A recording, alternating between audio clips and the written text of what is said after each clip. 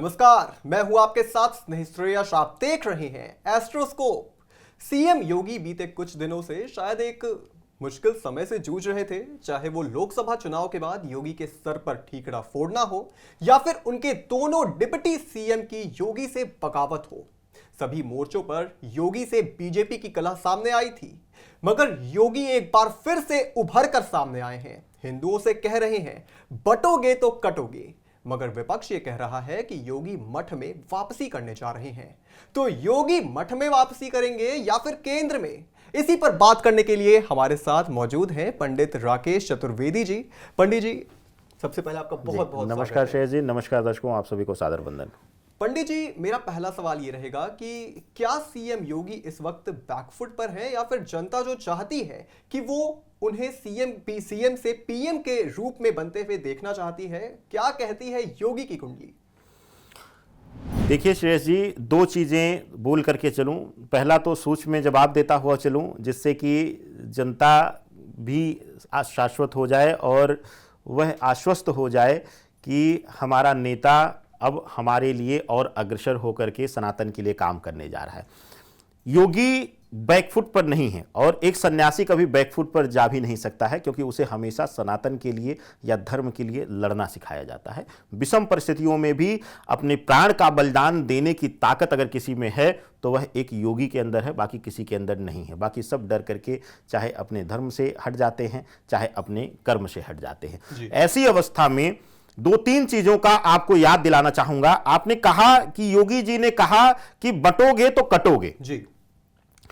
लेकिन इसको भी चाहे कह लो समाचार चैनलों ने, चाहे कह लो कि पार्टियों ने, चाहे स्वयं बीजेपी ने इस पर सही वक्तव्य से अपने आप को रखने से दूरी बना लिया और लोगों ने इसको हिंदू बनाम मुस्लिम करके चलाया जी। लेकिन मैं चाहता हूं कि इस शब्द को जो उन्होंने मंच से दिया, इसकी वास्तविकता हम लोग सीखें, इसकी वास्तविकता को जानें। बटने का अभिप्राय है हम भारतीयों से, हम सनातनियों से। हम सब जानते हैं कि हमारा सूत्र जो है, मूल जो है, जड़ जो है वह सनातन है। चाहे कोई भी हो, चाहे बौद्धिस्ट हो, चाहे वह जैनीज हो, चाहे कोई भी हो। जब हम हिंदू कहते हैं तो वहां पर हम बांट देते हैं, लेकिन जब हम सनातनी कहते हैं तो अपने आप में ही हम एकत्रित हो जाते हैं। और यही काम आदरणीय योगी आदित्यनाथ जी ने किया। उन्होंने मंच से कहा कि अगर आप बंट रहे हैं, चाहे अब आप अपने आप को मुस्लिम कह लें, मुस्लिमों में अनेकों नेक जातियां हैं, उनके बटने का कह लीजिए, या कह लीजिए कि हम अपने आप को तथाकथित हिंदू शब्द जो मिला है हिंदू कहते हैं, इनमें हम जातिगत बन जाते हैं। और जैसे ही हम हिंदू अपने आप को कहते हैं वैसे ही हम जैन धर्म और बुद्धिस्ट को हम अपने से अलग कर देते हैं। क्योंकि मुझे लगता है कि यही नकारात्मकता, यही अपने धर्म के प्रति जबरन चीजों को मनाने की आदत हमारे ही समाज से विद्रोह करके अनेक समाजों में विभाजित कर दिया हमें। तो योगी आदित्यनाथ जी ने किसी संप्रदाय के लिए नहीं कहा, हमारे लिए कहा। हमें being a Indian, being a Hindustani, एक हिंदुस्तानी होने के नाते, एक सनातनी होने के नाते उन्होंने यह नारा दिया कि आप अगर अपनी सोच से बंट रहे हैं, उसका अभिप्राय क्या है? उसका अभिप्राय है कि जब आप पाश्चात्य सभ्यता के लिए जाते हैं, आप पश्चिमी सभ्यता की तरफ अट्रैक्ट हो रहे हैं, आप मंदिर में, अपने घर में अपने माता पिता के पैर छूने से परहेज करके एक चर्च में जाकर के आप मत्था टेक रहे हैं, या आप कह लीजिए कि अपने ही जिस कुल में, जिस धर्म में, जिस संप्रदाय में आप पैदा हुए हैं उसकी मान्यताओं को छोड़ करके गलत आडंबर के शिकार हो रहे हैं। या कह लीजिए, अब यहां पर दो तीन चीजें हैं शेष जी। योगी आदित्यनाथ ने हमें मुट्ठी बांधने के लिए कहा है, ताकत बनने के लिए कहा है। और वह क्यों कहा है? वह कहा है क्योंकि हमारे, चाहे कह लो कि ब्राह्मणों में बंटवारा है, चाहे क्षत्रियों में बंटवारा है, चाहे कह लो कि हमारे हर जाति में, हम हर संप्रदाय में। अब कहते हैं कि मुस्लिम एक नहीं, जाके तो देखिए मुस्लिम समाज में कैसे भिन्नता है, कैसे उसमें भी जातिगत विभाजन हुआ पड़ा है। एक दूसरे के सामने एक दूसरे को स्पर्श करने से भी वो लोग वर्जना करते हैं, यानी कि वर्जित करते हैं। तो ऐसी अवस्था में योगी जी ने एक हिंदू होने के नाते, तथाकथित या कह लीजिए सनातनी होने के कारण, या कह लीजिए कि भारतवर्ष की धरा पर जन्म लेने के कारण हमें संगठित रहने के लिए कहा है। क्योंकि जब जब हम जातिगत या संप्रदाय तरीके से बटे हैं, तब तब चाहे मुगल या विदेशी लुटेरे या फिर हमें अंग्रेज लूट करके हम पर ही हजारों वर्ष का शासन किए हैं। तो योगी आदित्यनाथ ने किसी एक वर्ग के लिए, किसी एक संप्रदाय के लिए यह नारा नहीं दिया है। मुझे लगता है सबसे पहले हम सबको यह समझना होगा। दूसरी चीज, आपने कहा कि उनके प्रति विद्रोह, जी, विद्रोह का जवाब अभी 2-3 दिन पहले ही मुझे लगता है कि आप लोगों ने देखा होगा कि योगी आदित्यनाथ जी ने एक वक्तव्य कहा, जिसको मैंने 2 महीने पहले ही बोल दिया था इलेक्शन के बाद, जब यह परिस्थितियां बनी, चाहे वह केशव प्रसाद मौर्य का बयान आया कि संगठन से बड़ा कुछ नहीं है। तो मैंने वहां पर एक प्रश्न चिन्ह उठाया श्रेयस जी कि योगी आदित्यनाथ से पहले मुझे लगता है नरेंद्र मोदी और अमित शाह जी को पूछना चाहिए कि क्या वह जो संविधान की कसम खाते हैं वह क्या झूठी कसम है? क्या संगठन, क्या उनके लिए बीजेपी की पार्टी का जो सिद्धांत है वह सबसे ऊपर हो गया है, राष्ट्रहित ऊपर नहीं है? अगर ऐसा है तो मुझे लगता है केशव प्रसाद मौर्य के साथ नरेंद्र मोदी जी को भी स्पष्टता देनी चाहिए जनता के सामने कि हम झूठी कसम खा करके हम पार्टी के हितैषी हैं, हम संगठन के हितैषी हैं, हम राष्ट्र के हितैषी नहीं हैं। अब उस बात का जवाब 2 महीने बाद योगी आदित्यनाथ जी ने दिया है और बड़े कठोर शब्दों में दिया है मंच से कि एक योगी सत्ता का लोभी नहीं है, उसको विशेष करके राष्ट्र और अपने सनातन से प्यार है और राष्ट्र और सनातन की रक्षा के लिए वह कहीं पर भी बैठ करके अपना सत्ता चला सकता है। तो उसको फिर से जो उनके विद्रोही थे या कह लीजिए कि गुप्त शत्रु थे, अपने ही घर में बैठे हुए कुछ भेदिए होते हैं, उनके मुखों से निकला कि योगी जी, एक सिगुफा दिया जाए कि योगी जी तो मठ की तरफ वापसी कर रहे हैं। जबकि आपको बता दूं श्रेयस, जिस पद पर वह हैं और जिस पद से वह होकर आए हैं, अब जिस पद पर है वह मुख्यमंत्री का है और जहां से वह होकर आए हैं, भारतवर्ष ही नहीं पूरे विश्व में शैव धर्म की सबसे बड़ी पीठ है। और शैव धर्म में क्यों कह रहा हूं, धर्म 2 ही पैदा हुए धरा पर। अगर 500-1500 वर्ष से और आगे आप जाएंगे, जब वेदों का अध्ययन करेंगे तो शैव धर्म और सनातन 2 ही धर्म मिले। शैव धर्म में शिव उपासना थी, जिसमें कोई बंधन नहीं था, चाहे खाना हो, चाहे पीना हो, चाहे वस्त्र हो, चाहे रहन सहन हो। और सनातनी हम हुए जो वैष्णव उपासक थे, जो विष्णु उपासक थे, हमारे लिए एक गृहस्थ का बंधन दिया गया। तो ऐसी अवस्था में शैव धर्म की सबसे बड़ी पीठ है और वहां 11 बटुक भैरव के साथ साथ 64 योगिनियां उस स्थान की रक्षा करती हैं। यही एक कारण है कि गोरखपुर के उस धरा पर, जिसके आसपास वीराना और लुटेरों का पूरा समूह था, वहां पर वह मठ सबसे मजबूत स्थिति में रहा। और जो लोग गोरखनाथ मठ से वाकिफ होंगे वह जानते हैं कि कोई कितना भी बड़ा माफिया रहा हो, चाहे वह उत्तर प्रदेश का, चाहे वह बिहार, क्योंकि माफिया शब्द उत्तर प्रदेश, बाहुबली और माफिया वास्तविक रूप से उत्तर प्रदेश और बिहार का जन्म दिया हुआ है। तो ऐसी अवस्था में कोई कितना भी बड़ा जो बाहुबली रहा हो, वहां पर आकर उसका बाहुबल शून्य हो जाता है और मत्था टेकने पर मजबूर हो जाता है, सरेंडर कर देता है। ऐसी अवस्था में योगी सिर्फ एक सन्यासी नहीं है, वह कह लीजिए कि सबसे बड़े हठ योगी हैं, यानी कि एक माफिया भी हैं, एक सरकार चलाने की योग्यता रखने वाले हैं और धर्म की रक्षा के लिए जब जरूरत पड़ेगी तो ब्रह्मदंड लेकर के, यानी कि एक सन्यासी की तरह भी निकल करके पूरे भारतवर्ष में जो है सनातन का परचम लहराने का काम करेंगे। तो ऐसी अवस्था में योगी आदित्यनाथ जी बैकफुट पर नहीं है, उनका तो स्ट्राइक रेट मुझे लगता है कि बढ़ चुका है और उसी कारण से बाकी भी खिलाड़ी जो हैं अब डर रहे हैं श्रेयस राजनीति में अपने खेल से। चाहे वह उत्तर प्रदेश में माहौल देख लिया हो आपने, अब एकदम से शांत हो गया है, और चाहे वह केंद्र में देख लिया जाए कि केंद्र में भी अब चीजें शांत हो गई हैं और यहां तक कि आरएसएस को भी अब ना चाहते हुए भी योगी के वक्तव्यों को समर्थन देने के लिए समय समय पर सामने आना पड़ रहा है। पंडित जी, आपने अभी आरएसएस का जिक्र किया, तो इसी से मेरा जुड़ा हुआ ये सवाल है कि हम लोग बचपन से ये सुनते हुए आए हैं कि जो सितारे हैं वो इस बात की ओर भी संकेत देते हैं कि हमें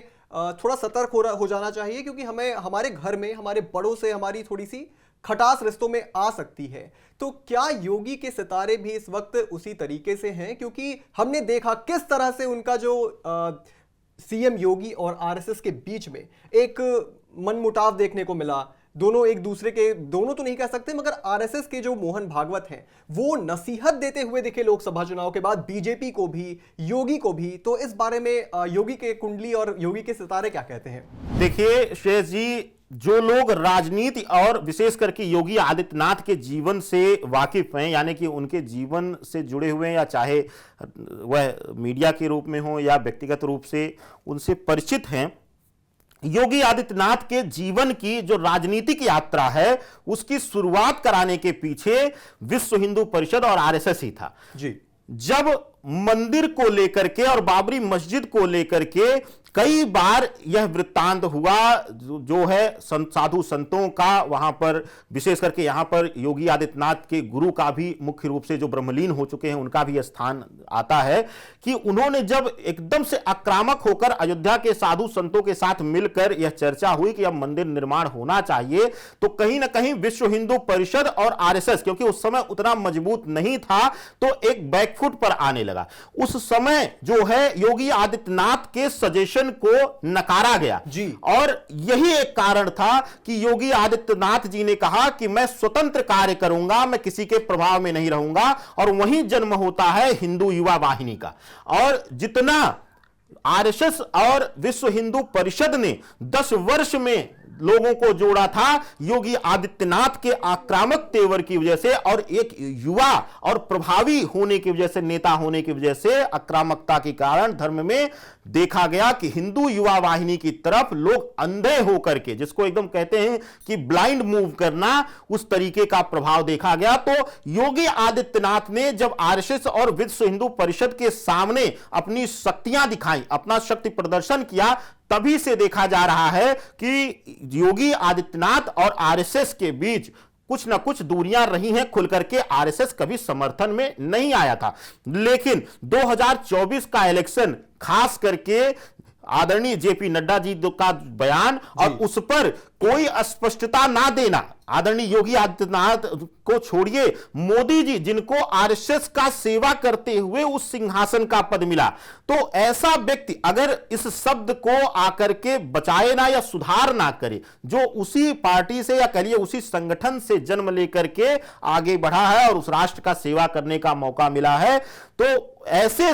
स्थिति में आरएसएस को इग्नोर करना, आरएसएस को कहीं ना कहीं अपमानित करना, अब यहां किसी व्यक्ति का अपमान नहीं है, यहां उस संगठन का अपमान है, और उस संगठन पर विशेष रूप से वर्षों से अपना जीवन न्यौछावर करने वाले उन लोगों का, जिन्होंने अपने परिवार को त्याग दिया, अपने सुख को त्याग दिया। आप आरएसएस का इतिहास देखेंगे तो सबसे पढ़े लिखे संभ्रांत लोग सिर्फ एक ही संगठन में मिलेंगे, वह है आरएसएस। तो ऐसे लोगों को इग्नोर करना और जेपी नड्डा जी द्वारा कहा जाना कि अब हमें आरएसएस की जरूरत नहीं है, हम स्वतः ही अपने कदमों पर आगे बढ़ सकते हैं, और उस वक्तव्य पर आकर के कोई भी टीका टिप्पणी ना करना, यानी कि विशेष करके उनके शब्दों को सुधार ना किया जाना, खास करके ऐसे श्रेष्ठ नेताओं द्वारा, चाहे अमित शाह हो चाहे वह नरेंद्र मोदी जी हो। तो ऐसी स्थिति में पूर्ण रूप से लोगों को भी लगा कि अब यह सरकार के दो जो चेहरे हैं मुख्य रूप से, जो अपने आप को भारतीय के लिए, भारतीयों के लिए सबसे बड़ा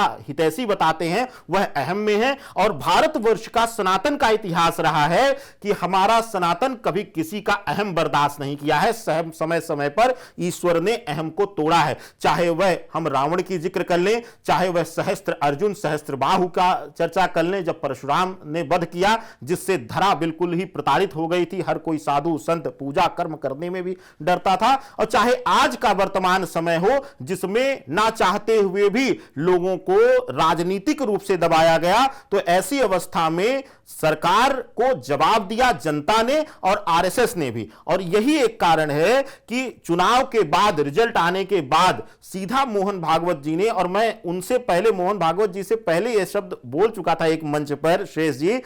कि यह जो सरकार का जो परिणाम आया है, यह अहंकार का ही परिणाम है, इसके अन्यत्र कोई यहां पर विषय नहीं है बीजेपी के हार की या बीजेपी के संख्या में कमी की। तो ऐसी अवस्था में मोहन भागवत का खुल करके जो है वह नसीहत देना, खास करके अमित शाह जी के लिए, जेपी नड्डा जी के लिए और आदरणीय नरेंद्र मोदी जी के लिए, कि अहम की भावना का परित्याग करके ही सेवा की जा सकती है। और उसके बाद फिर से एक बार जब केशव प्रसाद मौर्य का बयान आया और उस पर भी केंद्र से किसी का वक्तव्य नहीं आया, तो ऐसी अवस्था में फिर से एक बार न्याय प्रणाली और राज सत्ता, राज चलाने का सिद्धांत बताते हुए मोहन भागवत एक बार फिर से आए नजर मंच पर। तो ऐसी अवस्था में अब जो स्थिति है है, मुझे लगता है कि ना चाहते हुए भी आरएसएस को